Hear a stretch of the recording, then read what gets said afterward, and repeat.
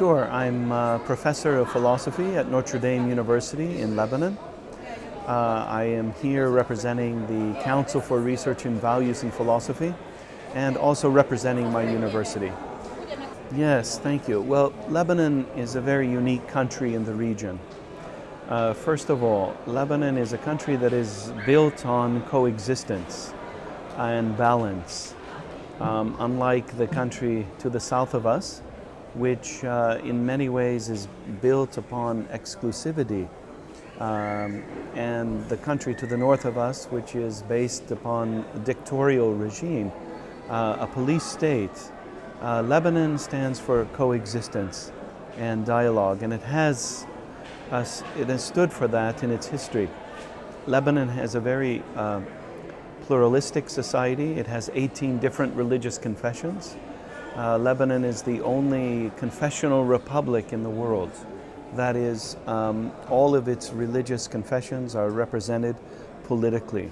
So the president of the country is a Maronite Catholic. The prime minister is a Sunni Muslim, and the Speaker of the House is a Shiite, and that's enshrined in the Constitution. And the members of the parliament are 50% Christian, 50% Muslim. So it's a country that is based upon balance, coexistence, and this, I think, is its great strength in the region. Yeah, well, Lebanon is a model. It's a model for pluralism, East and West alike, and many people throughout history have recognized this. John Paul II, in his visit to Lebanon, issued an official statement from the Vatican saying that Lebanon is more than a country. It's a message. It's a message of pluralism. It's a message of liberty for East and West alike. So again, in this region, Lebanon has something special to offer for the region and for the world, really, in terms of coexistence and living together and communities existing side by side. Sure, I mean, there are lessons that the entire region could learn from Lebanon. Iraq, of course, is a very special situation in its modern history. It is primarily Shiite, ruled in its modern history by a Sunni minority. And unfortunately, the regime has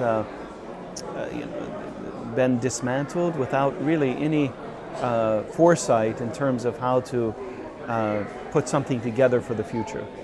So this really is a failure, I think, on the part of Western policy towards Iraq, and I hope that the same thing won't happen in Syria. Now, these sorts of statements can easily be misinterpreted and misconstrued politically. But Lebanon is the example, really, of what happens when a country loses its historic vocation to dialogue.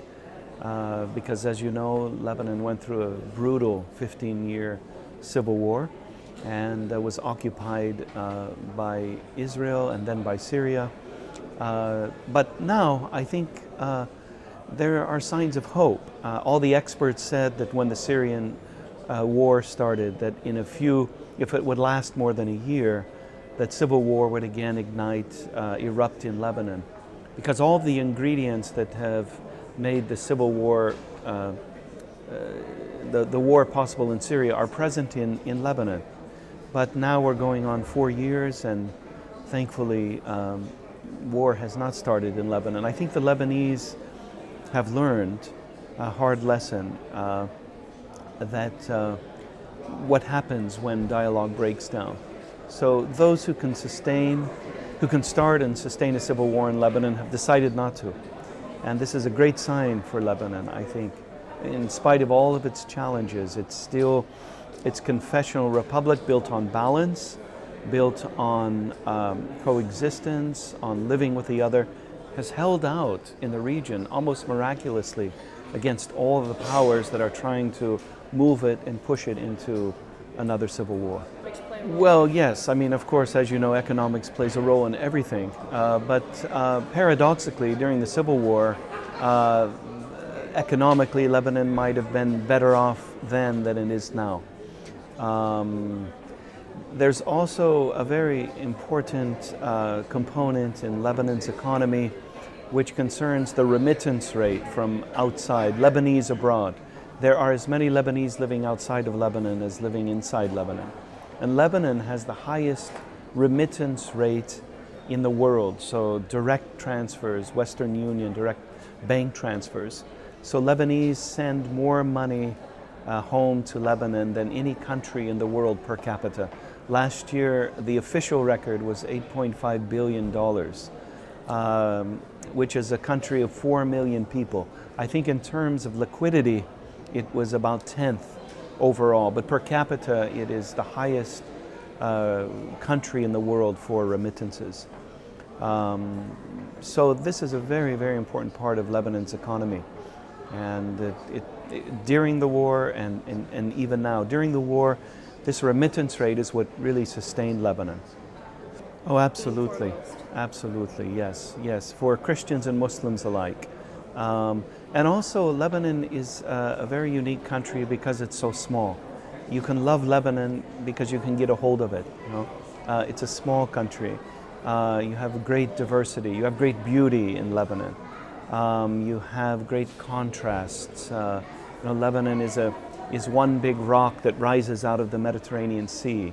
You can ski and swim in the Mediterranean, in the same day. Absolutely, cultural values, the love of the land, and this predates even, I think, Lebanon's modern national history. So it's not just love of the nation, but this love of the land that goes way back into Lebanon's history is something that is still present, I think, today. Well, I think there are some very important initiatives going on right now. Our NGO, the Council for Research in Values and Philosophy, has started an initiative to lobby the United Nations to have official recognition of Lebanon as a land of dialogue among civilizations and cultures. And really, it's in many ways the only country in the region that could really pull this off, if you will. Because Lebanon is not really a threat to any other country. It's a small country, and it has the history. It has a history of not only Christian-Muslim relations, but there was also a very important Jewish indigenous population in Lebanon, which unfortunately now have, for the most part, vanished. But we hope that the Lebanese Jews who are indigenous to Lebanon, will return to Lebanon, at least, to visit their country and to give hope for the future. The Jewish synagogue in Lebanon has recently been restored, and we're hoping that many of the Lebanese Jews who left Lebanon during the Civil War, in the early 80s especially, will return to Lebanon for the inauguration of this synagogue.